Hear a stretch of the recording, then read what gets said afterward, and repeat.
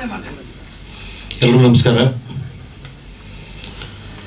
ಶುಭ ದಿನ, ಶುಭ ಸಂಜೆ. ಮೇಡಮ್ ಅವ್ರು ಹೇಳಿದರು ಶುಭ ಸಂಜೆ. ಯಾಕಂದರೆ CMM ಹಿಂದೂಸ್ತಾನ್ ಫಿಲ್ಮ್ಸ್ ವತಿಯಿಂದ ನಮ್ಮ ರೇಂಜರ್ ಅಂತ ಒಂದು ಮೂವಿ ಇವತ್ತು ಆಡಿಯೋ ಲಾಂಚ್ ಏನು ಮಾಡಿದ್ದೀವಿ. ಮುಖ್ಯವಾಗಿ ಇಲ್ಲಿ ಬಂದಿರೋ ನಮ್ಮ ಸ್ವಾಮೀಜಿಗಳ ಪಾದಗಳಿಗೆ ನಮಸ್ಕರಿಸುತ್ತಾ, ನನ್ನ ಆತ್ಮೀಯರು ಹಿರಿಯರು ಆದಂತಹ ಮಾಜಿ ಶಾಸಕರು ರಾಜಣ್ಣನವರಿಗೆ, ನನ್ನ ಒಂದೇ ಒಂದು ಮಾತಿಗೆ ಗೌರವ ಕೊಟ್ಟು ಬಂದಂತಹ ನನ್ನ ತೆಲುಗು ಸ್ಟಾರ್ ಸಂಪೂರ್ಣೇಶ್ ಬಾಬು ಅವರಿಗೆ, ಹಾಗೂ ಬರ್ನಿಂಗ್ ಸ್ಟಾರ್ ಇನ್ನು ಬರ್ನ್ ಮಾಡ್ತಾರೆ ಈಗ ಬಂದರೆ ಪ್ರತಿಯೊಬ್ಬರಿಗೂ ಹೆಸರಿಟ್ಟು ಹೇಳಲೇಬೇಕಿಲ್ಲ. ಅಂದರೆ ನನ್ನ ಮಗ ಮೇಲೆ ಕೂರಿಸ್ಬಿಟ್ಟು ಏನು ಮಾತಾಡಲಿಲ್ಲ ಅಂತಾರೆ. ಅದಕ್ಕೆ ರಮೇಶ್ ಬಣಕರ್ ಅವ್ರಿಗೆ, ರಮೇಶ್ ಯಾದವ್ ಅವರಿಗೆ, ಆಮೇಲೆ ನಮ್ಮ ಫಿಲಿಂ ವಾಣಿಜ್ಯ ಮಂಡಳಿ ಉಪಾಧ್ಯಕ್ಷರಿಗೆ, ಹಾಗೆ ಎಲ್ಲರೂ ನಮ್ಮ ವೀರಾಚಾರ್ಯಗೆ ಎಲ್ರಿಗೂ ನಮಸ್ಕರಿಸುತ್ತಾ, ಮುಖ್ಯವಾಗಿ ನನ್ನ ನರಸಿಂಹಯ್ಯ ಅವ್ರ ಮಗ, ನನ್ನ ಪತ್ರಿಕೋದ್ಯಮದಲ್ಲಿ ಇವತ್ತು ನೀವೆಲ್ಲ ಏನು ಬಂದಿದ್ದೀರಿ ನಿಮಗೆಲ್ರಿಗೂ ನನ್ನ ನಮಸ್ಕಾರಗಳನ್ನು ಹೇಳ್ತಾ, ಈ ನಮ್ಮ ರೇಂಜ್ ರೋವರ್ ಬಗ್ಗೆ ನಮ್ಮ ಡೈರೆಕ್ಟರ್ ಅವರು ಮಾತಾಡಿದರು. ರೇಂಜ್ ರೋವರ್ ಮಾಡಬೇಕಂತ ಸುಮಾರು ಒಂದು 10 ಕತೆ ಕೇಳಿಸಿದ್ರು ನನಗೆ. ಅವರು 10 ಕತೆಯನ್ನು ಹೇಳಿ ಲಾಸ್ಟ್ ಒಂದು ಮಾಡಿದ್ರು. ಹೇಳಿದ್ದು ಒಂದು ಬಡ್ಜೆಟ್ಟು, ತೋರಿಸಿದ್ದು 3ನೇ ಬಡ್ಜೆಟ್ಟು. ಪಾಪ ನಮ್ಮ ಡೈರೆಕ್ಟ್ರು ತೆಲುಗಲ್ಲೇ ಜಾಸ್ತಿ ನಾನು ಹೇಳ್ತಾ ಇದ್ದೆ, ಕನ್ನಡ ಪಿಕ್ಚರ್ ಮಾಡ್ತಾ ಇದ್ದೀರಿ, ಕನ್ನಡ ಕಲೀರಿ. ಯಾಕಂದರೆ ಕನ್ನಡ ಭಾಷೆಗೆ 2500 ವರ್ಷಗಳ ಇತಿಹಾಸ ಇರುವ ಕನ್ನಡ ಭಾಷೆ ನನ್ನ ಭಾಷೆ. ಈ ಭಾಷೆ ಬಗ್ಗೆ ನನಗೆ ಅಪಾರವಾದ ಗೌರವ ಪ್ರೀತಿ ಯಾಕಿದೆ ಅಂದರೆ, ಇಂಗ್ಲೀಷ್ ಹುಟ್ಟಿದ್ದು 600 ವರ್ಷಗಳ ಹಿಂದೆ. 2540 ವರ್ಷಗಳ ಲಿಪಿ ಇರುವ ಭಾಷೆ ಯಾವುದಾದ್ರು ಇದ್ದರೆ ಅದು ಕನ್ನಡ ಭಾಷೆ ಅಂತ ನನ್ನ ಅನಿಸಿಕೆ. ಹಾಗೆ ಈ ನಮ್ಮ ರೇಂಜ್ ರೋವರ್ ನನಗೆ ಈ ಕನ್ನಡ ಚಿತ್ರೋದ್ಯಮದ ಬಗ್ಗೆ ಬಹಳ ಇಷ್ಟ. ಯಾಕಂದರೆ ನಾನು ಮೂಲತಃ ಬಾಗೇಪಲ್ಲಿ ತಾಲೂಕು, ಚಿಕ್ಕಬಳ್ಳಾಪುರ ಜಿಲ್ಲೆ, ಭಾಗ್ಯನಗರ. ಈಗ ಭಾಗ್ಯನಗರ ಬಾಗೇಪಲ್ಲಿ ಇತ್ತು, ಇವರೆಲ್ಲ ಬಂದು ಭಾಗ್ಯನಗರ ಮಾಡಿಬಿಟ್ರು. ಅದಕ್ಕೆ ನಾವೆಲ್ಲ ಕರೆಯೋದು ಬಾಗೇಪಲ್ಲಿ ಅಂತಾನೆ.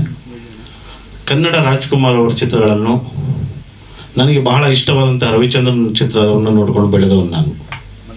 ಸೊ ಅದಕ್ಕೆ ನಮ್ಮ ಕನ್ನಡ ಚಲನಚಿತ್ರ ಇವತ್ತು ಬೆಳಿಬೇಕು, ಉಳಿಬೇಕು ಅಂತ ನನಗೊಂದು ಆಸೆ ಇತ್ತು. ಅಂಥ ಟೈಮಲ್ಲಿ ನಮ್ಮ ಕುಮಾರ್ ಅವರು ಭೇಟಿ ಮಾಡಿ, ಸರ್ ಒಂದು ಒಳ್ಳೆ ಸಬ್ಜೆಕ್ಟ್ ಇದೆ ಸರ್, ಮಾಡೋಣ ಅಂತ ಕರೆದರು.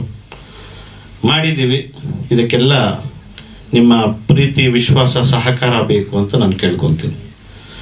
ಸಂಪೂರ್ಣೇಶ್ ಬಾಬು ಹೆಂಗೆ ಗೊತ್ತು ಅಂತ ಕೇಳಿದರು. ನಾನು ಪ್ಯಾರಡೈಸ್ ಮೂವಿ ಮಾಡ್ತಾ ಇದ್ರು, ನಾನು ಫೋನ್ ಮಾಡಿದೆ ವಿಡಿಯೋ ಕಾಲು. ಆಗ ಇದರಲ್ಲೇ ಇದ್ರು ಮೇಕಪ್ಪಲ್ಲೇ, ಹಿಂಗೆ ನಾನು ಒಂದು ಪಿಕ್ಚರ್ ಮಾಡಿದ್ದೀನಪ್ಪ, ಬರಬೇಕು ಅಂದು. ಬರ್ತೀನಿ ಅಂತ ಹೇಳಿಬಿಟ್ಟು ಅವರೇ ಟಿಕೆಟ್ ಹಾಕ್ಕೊಂಡು ಅವರೇ ಬಂದು ಅವರೇ ವೆಯ್ಟ್ ಮಾಡಿ ನಾನು ಕರ್ಕೊಂಡು ಬಂದರು ಇಲ್ಲಿ.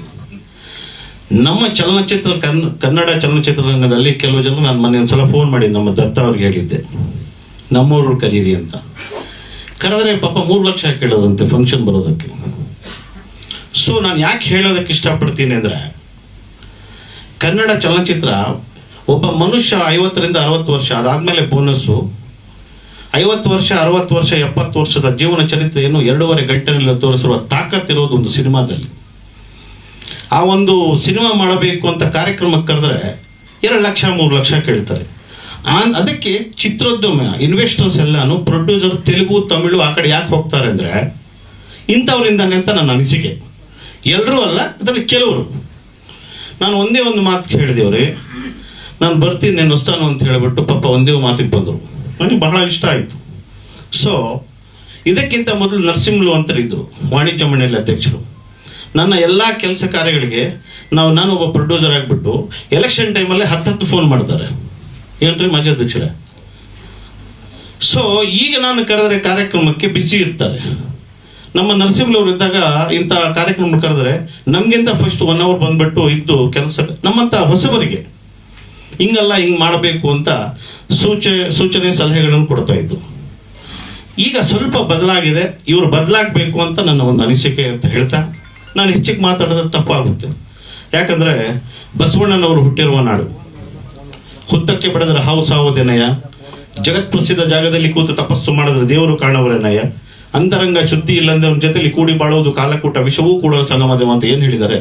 ಆ ಅಂತರಂಗ ಶುದ್ಧಿಯಿಂದ ಕೆಲಸ ಮಾಡುವ ಪತ್ರಿಕೋದ್ಯಮ ಯಾರಾದಿದ್ರೆ ಅದು ನೀವೇ ಅಂತ ನಾನು ಭಾವಿಸ್ತಾ, ನಾನು ಹೆಚ್ಚಿಗೆ ಮಾತಾಡಿದ್ರೆ ಬೇವರಾಗುತ್ತೆ. ನಿಮ್ಮೆಲ್ಲರೂ ಒಳ್ಳೇದಾಗಲಿ. ಜೈ ಹಿಂದ್, ಜೈ ಕರ್ನಾಟಕ ಮಾತು.